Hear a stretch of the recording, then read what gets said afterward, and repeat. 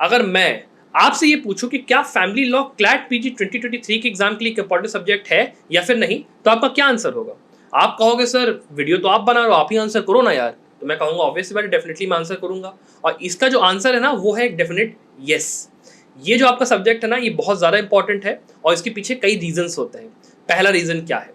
पहला रीज़न ये है कि ये जो सब्जेक्ट है इसके कॉन्स्टेंटली 2 आपके पैसेजेस पिछले 2 साल से आ रहे हैं।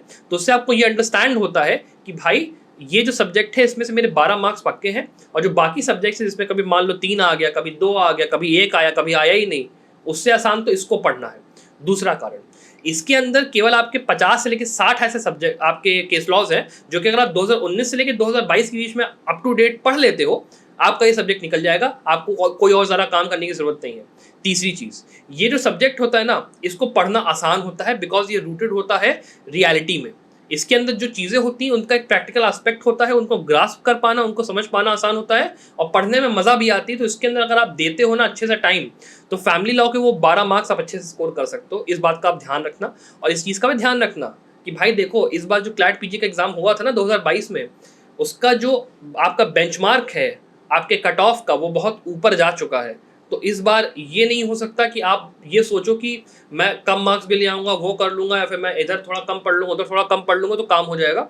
आपको जो पूरे 12 मार्क्स हैं फैमिली लॉ के, आपको कोशिश होनी चाहिए कि आप वो पूरे के पूरे स्कोर करो। तो इस वीडियो के अंदर मैं बात करने वाला हूँ कि फैमिली लॉ के अंदर आपके किस तरीके के क्वेश्चंस आने का चांस है, आपको केस लॉज के अंदर क्या क्या पढ़ना है, कौन कौन से एस्पेक्ट्स आपको टॉपिक वाइज कवर करने हैं, किस टाइप की जो डिफिकल्टी होती है पेपर की होगी, जो हम लोग जो आपके 2022 और 2021 का पेपर था उसके हिसाब से मैं पूरा आपको बताने वाला हूँ। तो एक नोटबुक अपना लेके बैठिए और जितने पॉइंट्स मैं बता रहा हूँ उनको प्लीज़ नोट करिए। अब चलिए शुरू करते हैं इस वीडियो के साथ और बात करते हैं सबसे पहले कि जो पहला पैराग्राफ था 2022 का वो था आपका कौन सा?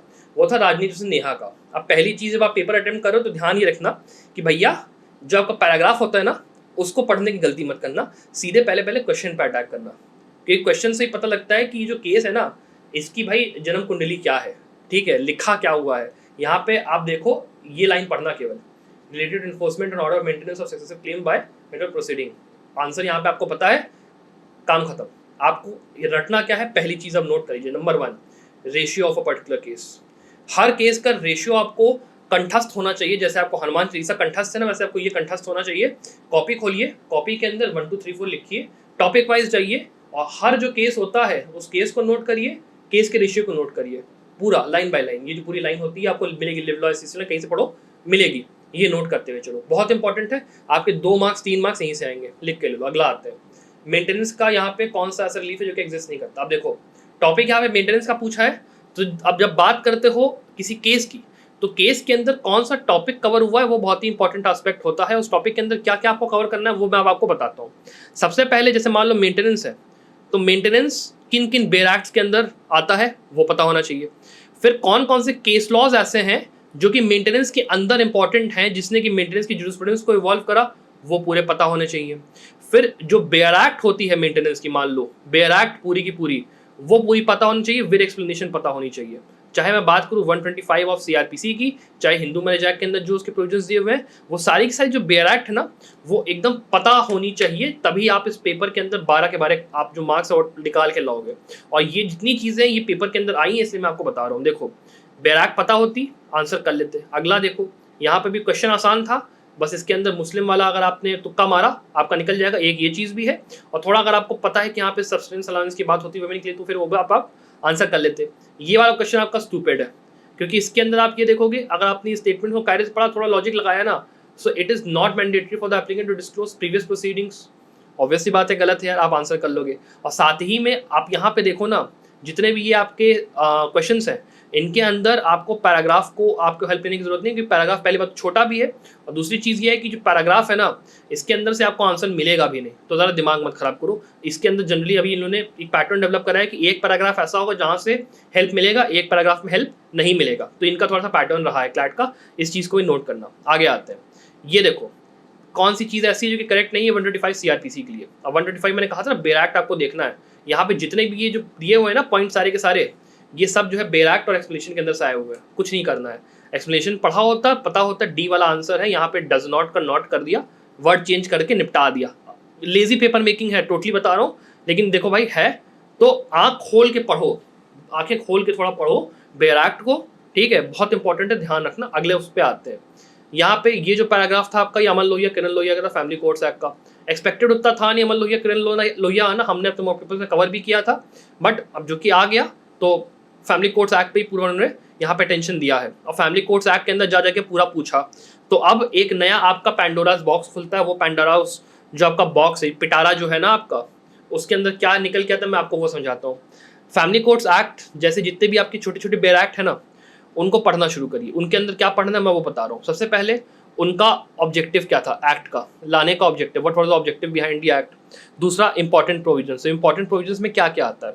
सबसे पहले जुरिसडिक्शन आएगी, जुरिसडिक्शन के बाद कोर्ट के पास क्या क्या पावर होने वाली है, पावर ऑफ द कोर्ट, सीधी सी बात है, वो कहाँ पे डिफाइंड है, किस सेक्शन में डिफाइंड है, वो भी पता होना चाहिए। फिर जो कोर्ट है उसके पास क्या क्या आपके डायरेक्शंस इशू करने का, मतलब एक जो जनरल एक एक्ट होता है उसके अंदर क्या क्या पावर है कोर्ट के पास, कौन कौन से लोगों को अपॉइंट होता है, किसका कितना टेन्योर है, क्या है, कैसे है, क्यों है, जो पूरी एक कथा होती है ना। जैसे आप मान लो कि ऐसे लिखने जा रहे हो तो ऐसे में आप लिखते हो ना कि ये लड़का है, ये लड़का इतने साल का है, इस लड़के के घर में 3 लोग ऐसे रहते हैं, फिर इसकी वो है, मतलब उसको आप डिस्क्राइब जैसे कैरेक्टर डिस्क्राइब करते हो ना किसी उसमें, वैसे आपको एक बेयर एक्ट को डिस्क्राइब करना अपने दिमाग के अंदर, अपनी कॉपी के अंदर। वैसे ही फैमिली कोर्ट्स एक्ट के जैसे जितने भी आपके बाकी सब्जेक्ट्स में अप्लाई करेगा, जितने बेयर एक्ट्स हैं उनको पढ़ना शुरू कर देना। अब यहाँ पे भी देखो, not correct about family courts act. अब यहाँ पे ये जो आपका है ना पैराग्राफ, ये आपको कहीं ना कहीं हेल्प कर रहा है इन क्वेश्चंस को आंसर करने में। कम से कम 3 क्वेश्चन ऐसे थे जो पैराग्राफ के अंदर से थे, तो ये पैराग्राफ आपको मदद करता। लेकिन जो क्वेश्चन है वो खुद में अपने आप में स्टूपिड है, क्योंकि सिंपल सी बात है, अ पर्सन जो कि अपॉइंट हुआ एज अ जज ऑफ फैमिली कोर्ट, अगर 62 की एज हो जाएगी तो भाई ऑब्वियस सी बात है सिविल कोर्ट की पावर है फैमिली कोर्ट के पास, 62 की एज कहाँ से हो जाएगी यार, सीधी सी बात है। काफ़ी स्टूपिड मतलब काइंड ऑफ स्टेटमेंट्स यहाँ पे दिए रहते हैं, आपको बस वो स्टूपिडिटी कैप्चर करनी है। अगर आपने वो कैप्चर कर ली, काम खत्म है, बैराक पढ़ेगी, काम खत्म है। नॉर्मल लॉजिक का क्वेश्चन है, कोई भी बंदा आंसर कर लेगा, सोते सोते भी आंसर कर सकता है, ऐसा पेपर कोई कठिन नहीं है फैमिली लॉ के एस्पेक्ट से। उस चीज़ का ध्यान रखिएगा। फिर बात करते हैं यहाँ पे कौन से केस में था। ऐसे मैंने कहा आपकी जितने भी रेशियोज है, रेशियोज को पढ़ते हुए चलो, अमन लोहिया क्लियर लिया, आंसर कर लोगे, पता है कर लोगे, नहीं पता है नहीं कर पाओगे, सीधी बात है।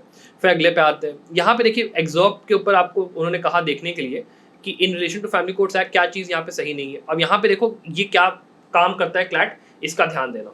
यहाँ पर ये लोग क्या करेंगे, एक स्टेटमेंट देंगे, दूसरा स्टेटमेंट देंगे, वर्बेटिम दोनों के दोनों स्टेटमेंट एकदम सिमिलर है, बस क्या करेंगे ना, यहाँ पे लगा देंगे इज या फिर इज नॉट, बस एक वर्ड चेंज करेंगे कि टेक्निकल रेगुलरिटी है, कौन सी चीज़ नहीं है, सीधा सीधा आंसर आपको लॉजिक के थ्रू लगा सकते हो। इस चीज़ का ध्यान देना, क्वेश्चंस के अंदर बहुत रिपीट होता है। ठीक है, अगला आते हैं, फैमिली कोर्ट अध्ययन करना चाहिए किन नॉर्म्स के अंदर। अब ये जो है पूरी चीज़ अगर केस पढ़ा होता तो आंसर कर पाते। यहाँ पे जो पूरा केस है वो नेचुरल जस्टिस और पावर ऑफ, मतलब जो कोर्ट के ऊपर एक आपकी रिस्पॉन्सिबिलिटी आती है कि वो दोनों साइड्स को बराबर टाइम दे सुनने का, उसके हिसाब से फेयर प्रोसीजर और नेचुरल जस्टिस आपका सीधे सीधे आंसर होने वाला है, तो केस पता होना चाहिए था उसके लिए।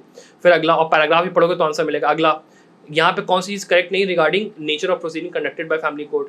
अब यहाँ पे देखोगे फैमिली कोर्ट्स एक्ट के अंदर से अगर आपने पढ़ा है तो आप उसको भी आंसर कर पाओगे। साथ में अगर जनरल नॉलेज का भी यूज़ करोगे ना तो ऑब्वियस सी बात है ये must always be in camera, obvious सी बात है। यहाँ पे भी देखो स्टेटमेंट जैसे पिछले क्वेश्चन में था एकदम रिपीट है।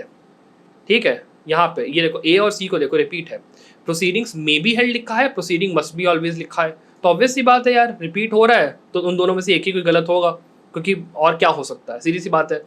उल्टा सीधा हेड या टेल्स वाली बात है, यहाँ पे आंसर करना इसको आसान है। इसके बाद बात करते हैं यहाँ पे जो बेयर एक्ट होती है, अगर वो पता है सेक्शन 7 में क्या दिया है फैमिली कोर्ट्स एक्ट के, तो ये क्वेश्चन बहुत प्यार से निकाल लोगे, लेकिन उसमें भी तुक्का का लगना जो है ना, निकाह सीधा सीधा आपको आंसर यहाँ मिलता है, कोई बहुत कठिन नहीं है फैमिली लॉ का। आपको मैं पेपर ये समझा दूँ, बस लॉजिक से पढ़ना है, जो बेयर एक्ट है उसको कायदे से पढ़ना है, उसको एक कहानी की तरह पढ़ना है, आप आराम से उसको कर सकते हो, कोई दिक्कत नहीं है। जितने टॉपिक्स को पढ़ रहे हो उसको स्टोरी की तरह पढ़ो, उसके डेप्थ में पढ़ो, केस लॉज को पढ़ो, कौन कौन सी बेयर एक्ट कवर करता है वो पढ़ो। अब 2021 के पेपर में से एक बार 2 मिनट आ जाते हैं, बहुत लंबा मैं समझाऊंगा नहीं, आपका टाइम में ज़्यादा वो नहीं करूँगा। ये जो आपका पैराग्राफ था गीता हरिहरन का था, सीधे इसके अंदर पेरेंट्स पेटरी डॉक्टर बाकी चीज़ों की बात करेगी। गीता हरिहरन के केस में जो कॉन्स्टिट्यूशनलिटी चेक हुई थी, आंसर यहाँ पे सीधे सीधे हो जाता। यहाँ पे नेचुरल गार्डियन, यहाँ पे आपका सीधे सीधे फादर आंसर है, 6A के अंदर दिया हुआ, कोई बड़ी बात नहीं। फिर यहाँ पे अब देखिए, यहाँ पे जितना ये है ना, अब अगर आपको यहाँ पे जो आपका गार्जियनशिप एक्ट है और जो गार्जियनशिप का जो पूरा कंसेप्ट है, अगर आपने उसका जुरिस्प्रूडेंस जो उसने केसेस कौन कौन से केस में उसकी जुरिस्प्रूडेंस कैसे डेवलप करी, वो अगर अच्छे से पता है, आप ये आंसर कर लोगे। Same cheese applies for every topic. तो इसीलिए केस लॉज को पढ़ना, जो हिस्टोरिकल केस लॉज है वो बहुत इंपॉर्टेंट हो जाता है, इस तरह के क्वेश्चन आते हैं। फिर natural guardian as per Hindu law कौन होता है यहाँ पे अडॉप्टिव का, उसका भी अगर आपने बेराक पढ़ी आप आंसर करोगे, यहाँ पे अडॉप्टिव फादर सही आंसर है, सीधी सी बात। इसके बाद which of the following is not parens patriae jurisdiction. अब यहाँ पे भी देखो जो आपका आ रहा है ना यहाँ पर कि ए क्वेश्चन आपका और यहाँ पे सी आपका, ठीक है, विच of the following is not correct पूछा है सीधे सीधे, ठीक है। तो यहाँ पे देखो एक स्टेटमेंट दे दिया welfare of is not to secure welfare of, फिर वही मतलब स्टूपिड क्वेश्चन है, दो क्वेश्चंस का ऑप्शन रिपीट करा और ऑप्शन के अंदर ही इन्होंने कह दिया कि एक में नॉट है एक में, आंसर यहाँ पे सीधे सीधे सी हो गया। कोई बड़ी बात नहीं आंसर करना। अब यहाँ पे जो चौथा क्वेश्चन है, अगर आपको शेयर्ड पेरेंटिंग का कंसेप्ट पता है, अगर आपने उसके केसेस पढ़े आप आंसर यहाँ पे ए मार्क कर पाओगे इश्ता साहू का। अब लास्ट पैराग्राफ पे आते हैं, ये जो लास्ट पैराग्राफ है ये है विनीता शर्मा राकेश शर्मा का, ये आपका लैंडमार्क केस था, बहुत ज़्यादा भयंकर तरीके से इंपॉर्टेंट लैंडमार्क केस था। अगर आप 2021 के पेपर देने जा रहे हो तो ये केस तो आपको पढ़ के आप गए ही होंगे। और इसके अंदर सीधे सीधे क्या पूछा, ये जो दो केस थे ये सीधे से विनीता शर्मा राकेश शर्मा कवर करे गए थे। केस पढ़ा है तो ये रेफर्ड केसेस आपको पता होंगे, लैंडमार्क केसेस को पढ़ना वैसे भी जरूरी है, रेफर्ड केसेस पता होंगे, और जो आपका आंसर होगा वो चौथा वाला होगा, नो बिग डील इसको आंसर करना। फिर बात करते हैं बेस्ड अपॉन द एग्जर्व्ड, यहाँ पे सेक्शन 6 ऑफ जो अमेंडमेंट एक्ट आया 2005 का, कौन सी चीज़ सही है कौन सी नहीं, अगर आपने कंसेप्ट पढ़े आप आराम से इसको आंसर कर लोगे। फिर बात करते हैं डॉक्ट्रिन पे, एक क्वेश्चन ने देखो पूछ लिया कि लीगल फिक्शन जो क्रिएट होती है किस उसको लाइक डिजीज के असर्टेन करने के जॉइंट्स को किस पे आती है, नोशनल पार्टीशन आपका यहाँ पे आंसर होता है, वो भी पता है कर लोगे। यहाँ पे किरण देवी से स्टेट हो गया सुन्नी वक्फ बोर्ड वाला, किस चीज़ पे डिपेंड करता है किस चीज़ का आता है, अगर जॉइंट फैमिली प्रॉपर्टी के बारे में कंसेप्ट या फिर जो फैमिली प्रॉपर्टी इटसेल्फ जो आपका पार्टीशन है उसका जो पूरा कंसेप्ट होता है वो पढ़ रखा है, उसकी जूरिस्प्रूडेंस पढ़ रखी है, आंसर कर लोगे, कोई बड़ी बात नहीं। लेकिन तब भी कुछ ऐसे क्वेश्चंस आएंगे जो कि आप आंसर नहीं कर पाओगे, लिख के ले लो, उसके पीछे दिमाग मत खराब करना कि मेरा 1 नंबर चला गया 2 नंबर चला गया, because those questions are literally made कि एक आदमी उसको आंसर ना कर पाए नॉर्मल पढ़ाई करके, तो उसके लिए अपना दिमाग मत खराब करना, एक आध मार्क्स का चलेगा, बट बाकी जितनी चीज़ें फैमिली लॉ के अंदर है आपको पता होनी चाहिए, आंसर करने की आप एबिलिटी आपके अंदर होनी चाहिए। फिर ये जो आखिरी आपका 31st क्वेश्चन है, इसके अंदर भी देखिए 2 स्टेटमेंट्स यहाँ पे दिए गए हैं, कौन सी चीज़ में स्टेटमेंट करेक्ट है। अब यहाँ पे आप देखोगे ये स्टेटमेंट देखो, ये स्टेटमेंट देखो, वर्बेटिम सिमिलर है, वर्बेटिम सिमिलर है, बस नॉट और इज यही करा है, इसको आंसर करना कौन सा कठिन है, सिंपल। इसके बाद which the following judgements Hindu is presumed to be joint in food worship estate, यहाँ पे भी अगर आपको सी आंसर पता है आप कर लोगे। तो अकॉर्डिंगली मैं इस वीडियो का अगर आपको एक समराइज वर्जन दूँ कि आपको क्या क्या पढ़ना है फैमिली लॉ के अंदर, आपको क्वेश्चन किस तरीके के मिलेंगे, तो सिंपल है, आपको फैमिली लॉ के अंदर सबसे पहले केस लॉज पढ़ने हैं जो कि आपके 50 से 60 होने वाले हैं। वो जो केस लॉज हैं उसके अंदर आपको सबसे पहले रेशियो की पूरी एक आपको नोट्स बनाने हैं, जहाँ पे आपको 1 से लेके 50 या 60 तक सारे के सारे रेशियोज को बैक टू बैक नोट करना, 2 नंबर आपके यहीं से फंसेंगे। फिर इसके बाद आपको जो भी रेशियो के बाद जो सबसे इंपॉर्टेंट आपका पैराग्राफ होता है, ठीक है, जिसमें कि ऑबिटर दिया रहता है कोई इंपॉर्टेंट, या फिर जो रेफर्ड केसेस होते हैं उनको आपको नोट करके चलना है। फिर इसके अंदर जो टॉपिक होता है कवर्ड वो आपको पढ़ना है, वो टॉपिक भी आपको कैसे पढ़ने से, मान लो मेंटेनेंस है तो मेंटेनेंस के अंदर आपको जाना है, और मेंटेनेंस के अंदर आपको पता करना है कि मेंटेनेंस की कौन कौन से बेयर एक्ट के अंदर इंपॉर्टेंस आती है, कौन कौन से प्रोविजन के अंदर दिया हो, मल्टीपल की बेयर एक्ट होते हैं फैमिली लॉ में, मल्टीपल बेयर एक्ट के अंदर कौन कौन से प्रोविजन दिए हुए हैं, उन प्रोविजंस का अपने आप में लाइक क्या क्या बेयर एक्ट में लिखा है सीधे सीधे पूछेंगे।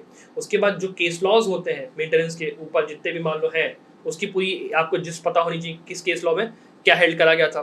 फिर आपके जो कि इन्होंने अब माइनर आपके बेयर एक्ट पूछना शुरू करा, फैमिली कोर्ट्स एक्ट हो गया, इसको आपको पढ़ना है। इसके अंदर भी आपको जो नॉर्मल चीज़ें होती हैं कि इसका ऑब्जेक्टिव क्या था, जुरिसडिक्शन क्या था, बाकी चीज़ें क्या थी, वो अब आपको पढ़नी है। और आप अगर ये पढ़ देते हो फैमिली लॉ में कायदे से तो आपका काम बहुत आराम से हो जाएगा, फैमिली लॉ को आप बहुत बढ़िया स्कोर करोगे, that is my guarantee towards you.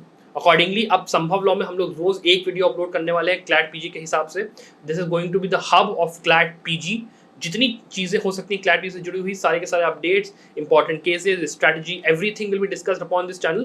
तो इस चैनल को सब्सक्राइब जरूर करिए, नोटिफिकेशन बेल जरूर दबा दीजिए ताकि आपको जो जो वीडियोस आने वाली है उसका पता रहे, और अकॉर्डिंगली इस वीडियो को शेयर जरूर करिएगा। और अकॉर्डिंगली हम लोगों ने कोर्सेज भी लॉन्च करे हैं, उन कोर्सेज में एनरोल जरूर कर लीजिए, बिकॉज वो कोर्सेज बहुत ज़्यादा बेनिफिशियल रहे हैं बहुत सारे स्टूडेंट्स को। हम लोगों ने मोर देन 40 सिलेक्शंस इस बार दिए हैं क्लैट पीजी के अंदर, NLUs के अंदर 40+ सिलेक्शंस हैं हमारे। आप समझ सकते हो कितना ज़्यादा हमारे लिए बड़ा अचीवमेंट है और कितने इफेक्टिव है हमारे mock papers for the purpose of CLAT PG. और इस बार हम लोगों ने 70 मॉक पेपर्स, कम से कम 70 मॉक पेपर्स इंक्लूड करें अपने अचीवर्स, मतलब अपने कंप्लीट प्रिपरेशन कोर्स में। आप उसको जाके जरूर चेकआउट करिएगा। आई होप आपको ये वीडियो पसंद आया। I thank you very much for your video watching this video. Bye.